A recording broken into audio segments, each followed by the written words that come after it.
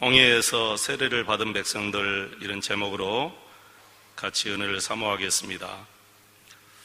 우리나라의 가장 큰 명절은 아마 설, 그 다음에 추석이죠. 올처럼 이렇게 긴 연휴의 추석 명절은 아마 처음인 것 같습니다.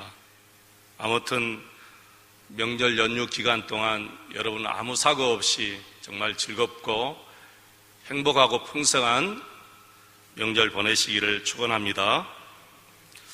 저는 지금도 설이나 추석 때가 되면 이상하게 가슴이 설레요.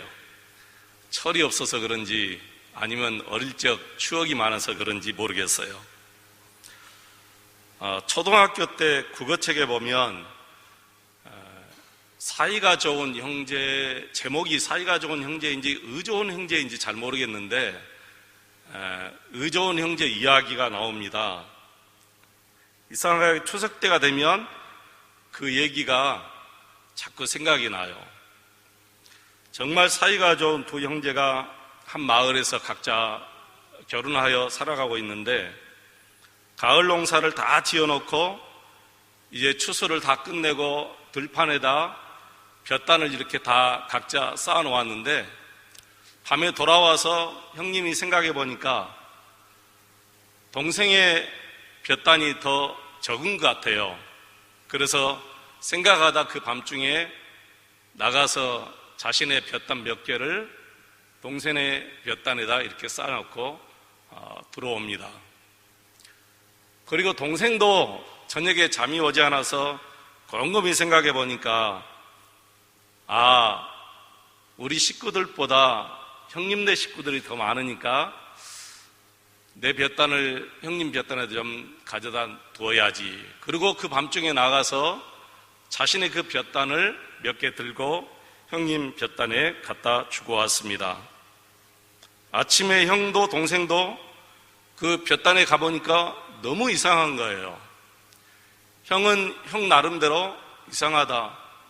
동생 볕단이 더 많아야 되는데 똑같네. 동생도 형님 볕단이 더 많아야 되는데 이상하게 똑같네. 그렇게 생각하고 그날 저녁에 형이 다시 또 나가서 자신의 볕단을 몇 개 들고 어깨에 메고 가고, 동생도 똑같은 생각에 의해서 자신의 볕단을 몇 개 들고 어깨에 메고 이제 가다가 중간에 부딪힌 거예요. 우리 어르신들은 다 아시죠? 그때 그 장면에서 다 가슴이 뭉클할 거예요. 그런데 그 국어책 그림에 보면 그때 하늘에서 대보름달이 쫙 비치는 그런 그림이 나와 있어요. 저는 지금도 가을이 되면 그 이야기가 생각이 나서 가슴이 늘 뭉클합니다.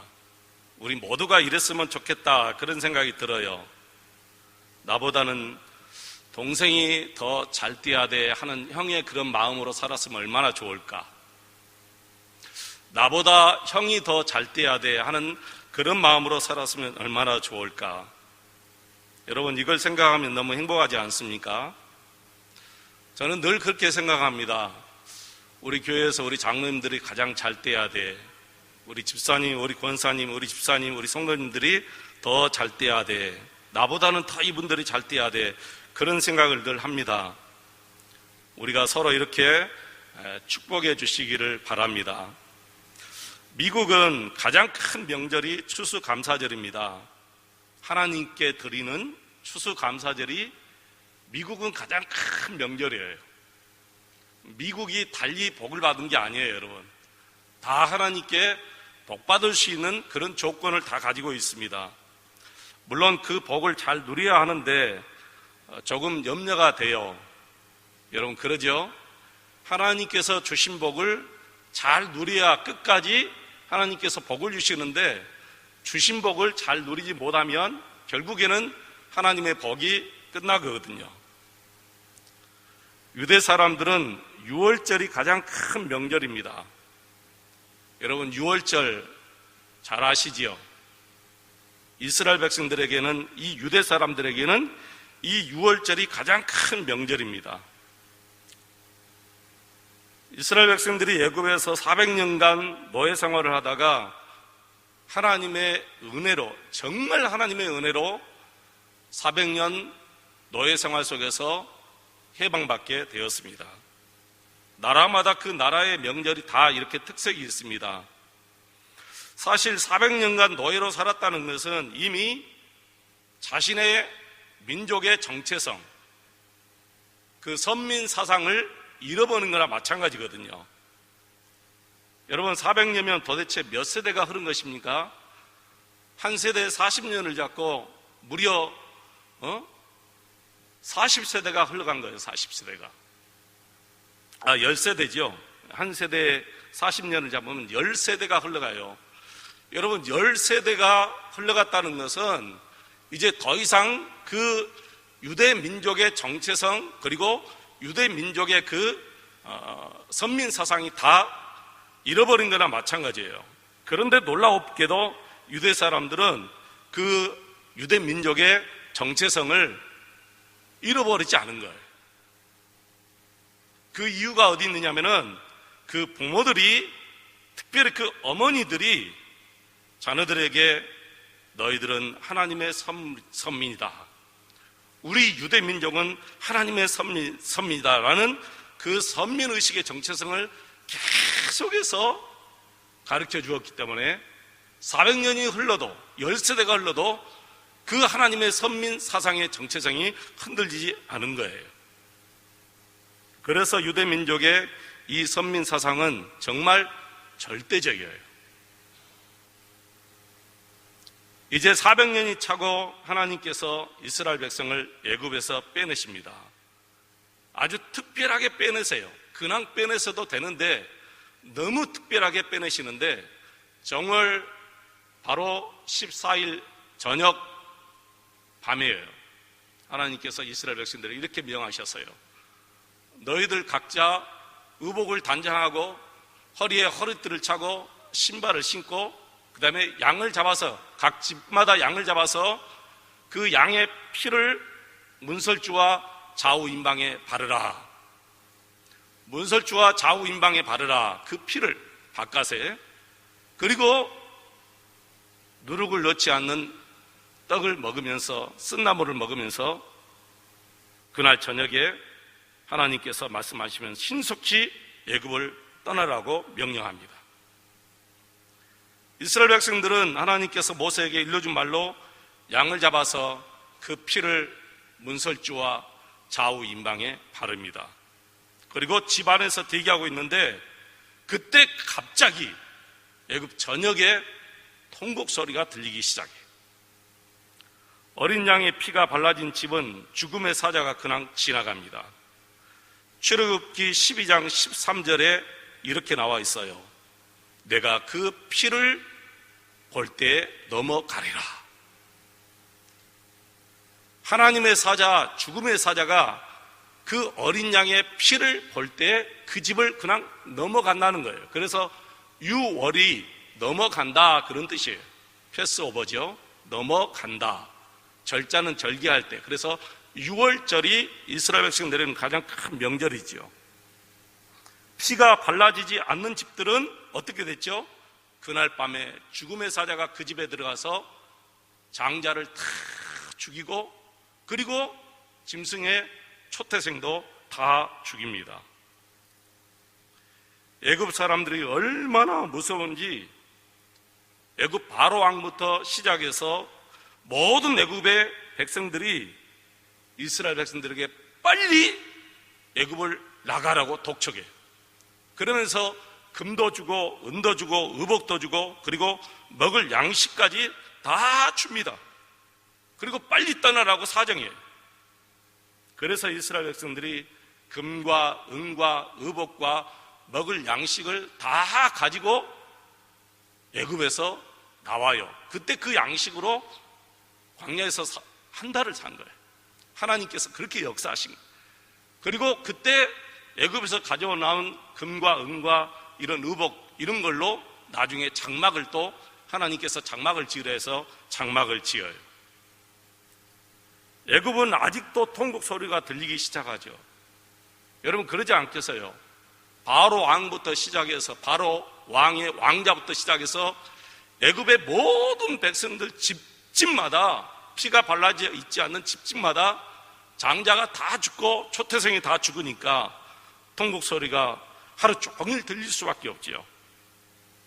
바로 왕이 자신의 큰아들 왕자의 시신을 앞에 두고 생각해 보니까 정말 미치겠어요. 얼마나 분하고 얼마나 억울한지 군대를 동원해서 다시 가서 이스라엘 백성들을 잡아오라고 명령합니다. 이스라엘 백성들은 홍해 앞에 서 있어요. 앞에는 홍해예요. 그리고 좌우는 절벽에서 어디 갈 수 없어요. 그리고 가만히 생각하면 가만히 있으니까 뒤에서 애굽 군대가 말을 타고 병거를 타고 마병을 타고 쫓아오기 시작합니다. 이제는 어떻게 할 수가 없는 거예요. 여기저기서 백성들이 원망하기 시작합니다. 모세를 원망하고 하나님을 원망하기 시작해. 차라리 애굽에서 죽게 내버려 두지 왜 여기까지 데리고 와서 바다에 빠져 죽게 하느냐 하면서 한 사람이 원망하기 시작하니까 거기에 있는 모든 백성들이 다 원망하기 시작한 거예요. 그때 하나님이 모세에게 이렇게 말해요. 모세야, 네가 지팡이를 들고 있는 그 손을 바다 위로 내밀어라. 그래서 모세가 지팡이를 들고 있는 그 손을 바다 위로 쫙 내미니까 하나님께서 동풍을 쫙 일으켜가지고 그 홍해 바다가 쫙 갈라지기 시작해. 양쪽으로 쫙 갈라지기 시작하면서 양쪽에 벽이 됩니다. 제가 10개를 중학교 때 보았거든요.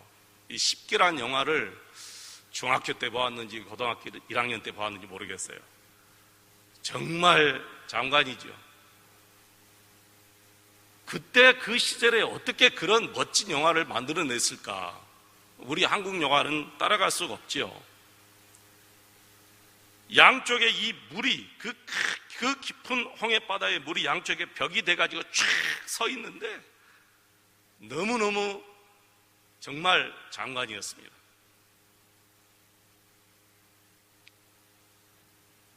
하나님께서 역사하시면 물도 여러분 벽이 될 줄로 믿습니다.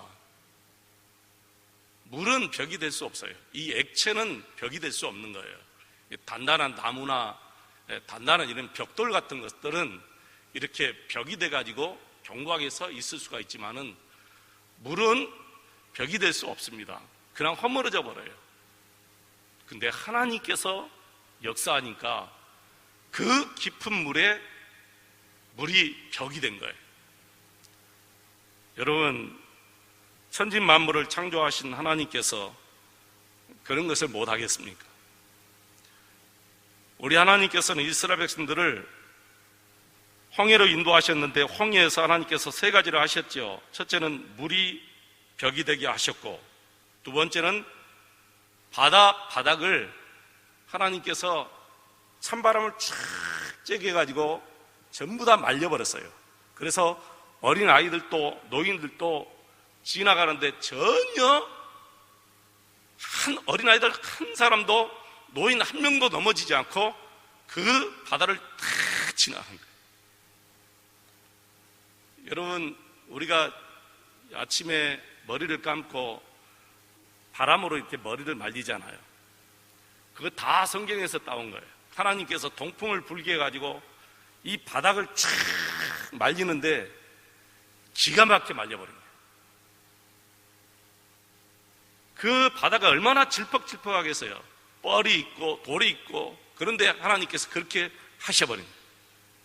세 번째 더 놀라운 것은 뭐냐면은 그 바닥이 여러분 육지만 이렇게 산이 있고 골짜기가 있고 언덕이 있고 그게 아니에요. 바닷속도 언덕이 있어요. 여러분 모르시죠? 바닷속도 언덕이 있거든요. 그리고 골짜기가 있고 그리고 바닷속도 산이 이렇게 있어요. 근데 우리 하나님께서 다 아시고 이미 평평한 그 길을 다 하나님이 예비해 놓으신 거예요. 이걸 생각하면 정말 기가 막힌 거예요. 하나님 정말 놀라우신 하나님, 능력의 하나님. 우리가 이걸 상상만 하면 정말 하나님을 믿지 않고서는 아무도 여러분 믿지 않고서는 견딜 수 없는 그런 마음을 들게 해요. 여러분 정말 놀랍고 능력이 한이 없으신 우리 하나님을 늘 찬양하며 감사하시기를 바랍니다.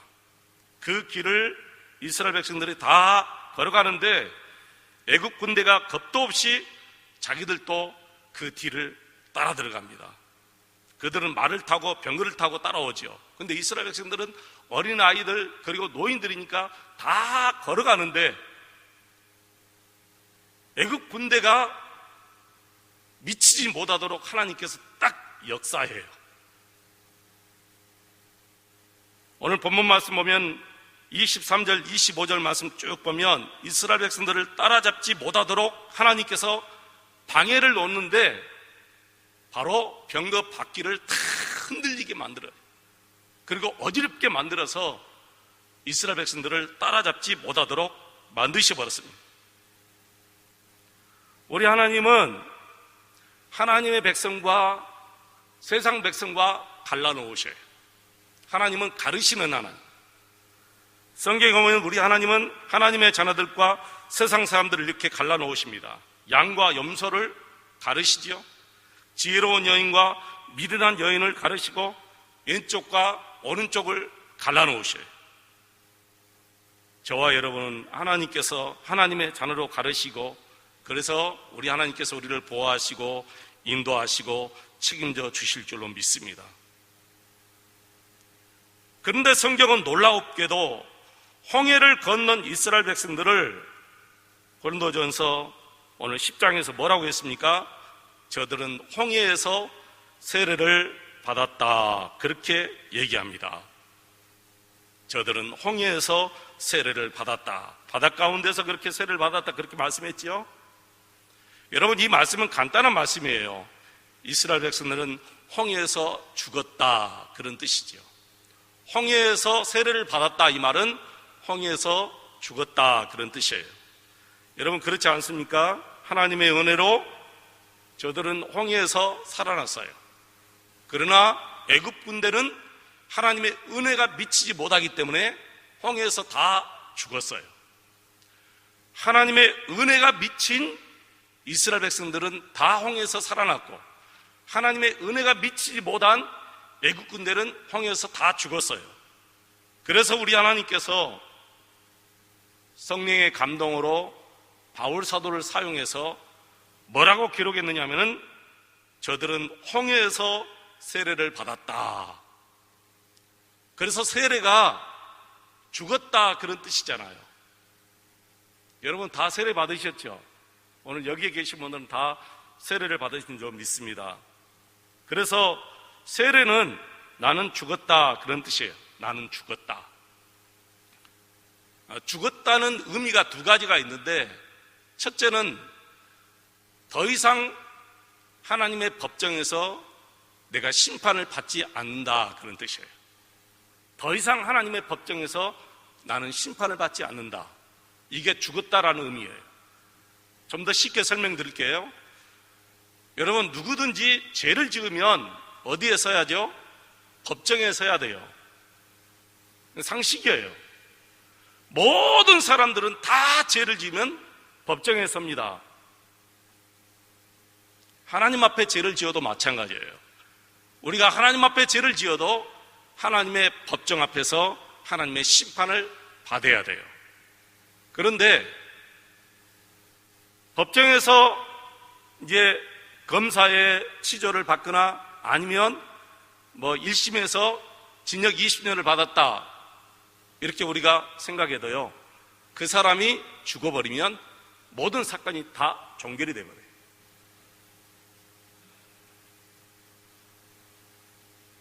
아무리 큰 죄를 지어도 그 사람이 죽어버리잖아요. 그러면 사건 종결해가지고 끝내버리는 거예요. 더 이상 죽은 사람을 치조하거나 죽은 사람에 대해서 사형 언도를 내지 않아요. 죽어버리면 모든 것이 다 끝나버려요. 세례란 뜻이 바로 이거예요. 죽었다. 내가 죽었다는 거예요. 그리스도 예수 안에서 내가 죽었다. 그리스도 예수 안에서 죽은 나를 하나님이 더 이상 심판하지 않는다는 거예요. 여러분은 하나님의 심판대 앞에 서지 않아요. 나도 여러분도 더 이상 하나님의 심판을 받지 않아요. 왜 그러죠? 예수 그리스도 안에서 죽어버렸기 때문에. 이게 세례란 의미예요. 또 하나의 의미가 있어요. 또 하나의 의미는 바로 우리 삶 속에서 내 모든 육신의 생각과 감정과 내 자아가 죽었다는 거예요. 여러분의 자아도 죽고 내 자아도 죽고 내 육신의 생각도 죽고 여러분의 생각도 다 죽었습니다. 그래서 갈라디아서 2장 29절에 보면 내가 그리스도와 함께 십자가에 못 박혔나니 그런즉 이제는 내가 산 것이 아니요 오직 내 안에 그리스도께서 사시는 것이라. 이제는 예수님이 내 안에 사신다는 거예요. 내가 산 것이 아니라 예수님이 사신다는 거예요. 그래서 예수님도 이렇게 말씀하셨어요. 나를 따르려거든 자기를 부인하고 자기 십자가를 지고 나를 따르라.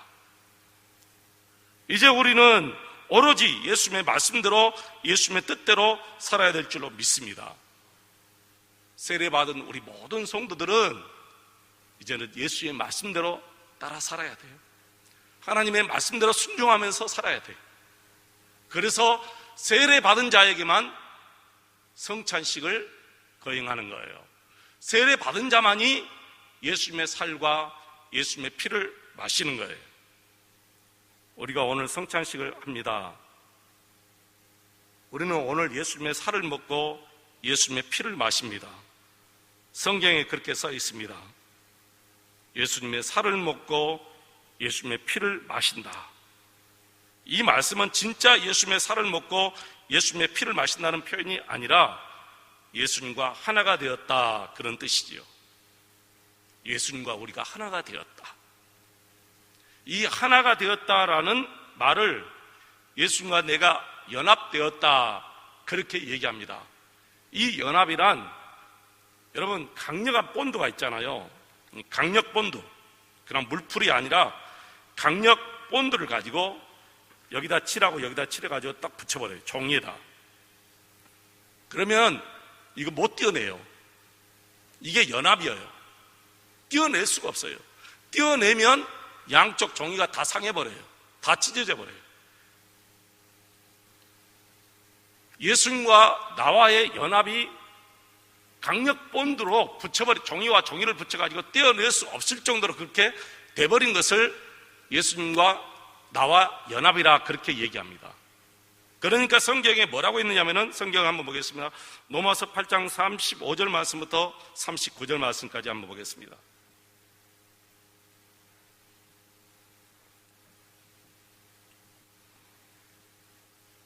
로마서 8장 35절로 39절입니다.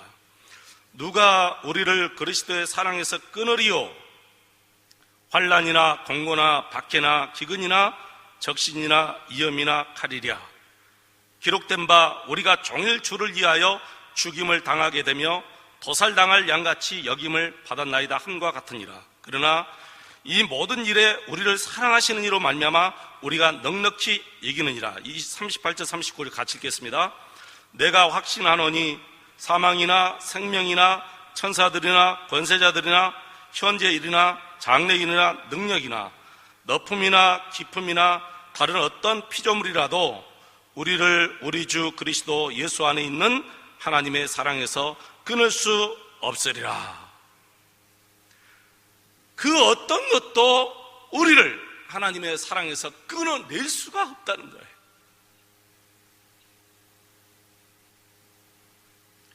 그 정도로 저와 여러분이 우리 예수님과 우리 하나님과 연합이 되어버렸다는 거예요. 저는 이 말씀 앞에 구원의 확신이 선 거예요. 여러분의 감정과 여러분의 생각에 따라서 구원의 확신이 왔다 갔다 하는 게 아니고 하나님의 이 말씀 앞에 우리의 구원이 확신하게 서야 돼요. 그래서 믿음의 근거는 성경이 되어야지 여러분의 생각이 믿음의 근거가 되어서는 안 돼요.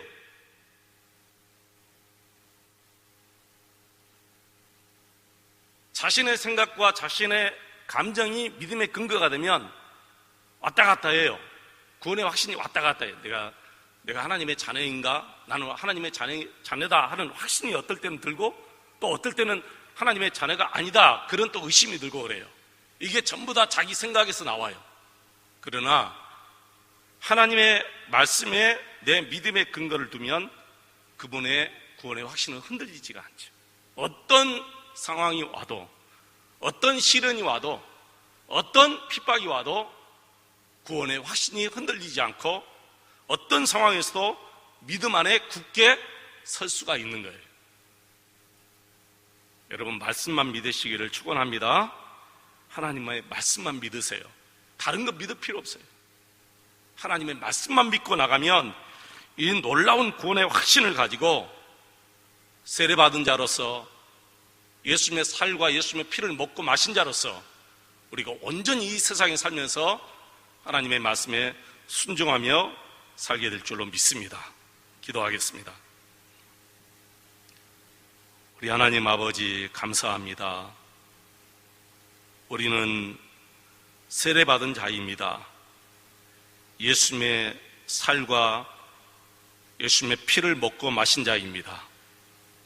이제는 예수 그리스도 안에서 하나님과 하나 되어 싸우니 늘 하나님의 말씀에 순종하며 살아갈 수 있는 저희를 되게 하시고 삶의 열매가 풍성하게 맺게 도와주시옵소서. 예수님 이름으로 기도합니다. 아멘.